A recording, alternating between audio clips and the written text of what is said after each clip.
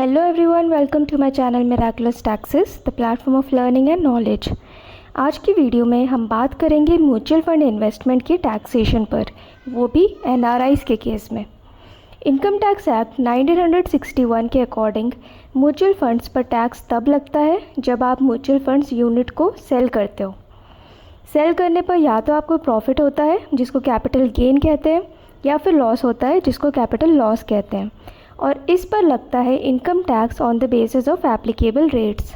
ये तो हो गया नॉर्मल सिनेरियो।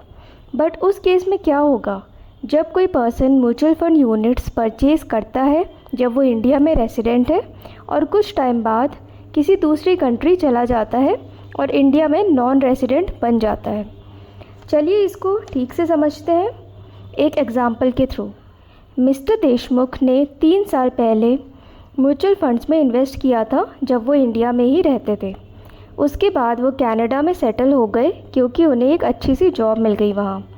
कनाडा में 2 साल स्पेंड करने के बाद अब मिस्टर देशमुख ने अपने म्यूचुअल फंड यूनिट्स सेल किए हैं जो उन्होंने इंडिया में परचेज़ किए थे, और सेल करने पर उनको कैपिटल गेन भी हुआ है।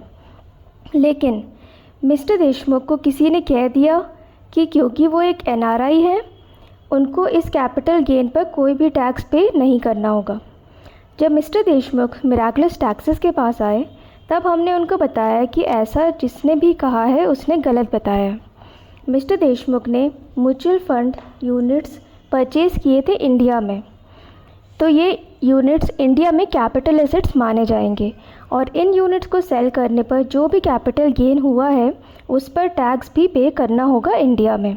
लेकिन सिर्फ एक कंडीशन है जिसमें मिस्टर देशमुख इंडिया में टैक्स पे करने से बच सकते हैं, और वो कंडीशन है इंडिया और कनाडा के बीच डबल टैक्सेशन अवॉइडेंस एग्रीमेंट, जिसमें कि ये पॉइंट कवर्ड है regarding sale of mutual fund units.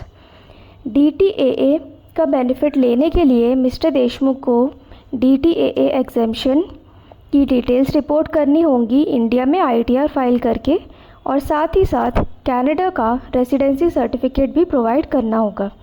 ये कंडीशंस फुलफ़िल करने पर मिस्टर देशमुख म्यूचुअल फंड्स पर इंडियन टैक्स पे करने से बच सकते हैं, और कंडीशंस फुलफ़िल नहीं हुई तो इंडियन टैक्स रेट्स के अकॉर्डिंग ही मिस्टर देशमुख को टैक्स पे करना होगा। यदि आपको वीडियो यूज़फुल लगा हो तो वीडियो को लाइक करें, अपने NRI फ्रेंड्स के साथ शेयर करें और चैनल को सब्सक्राइब करें। Thanks for watching.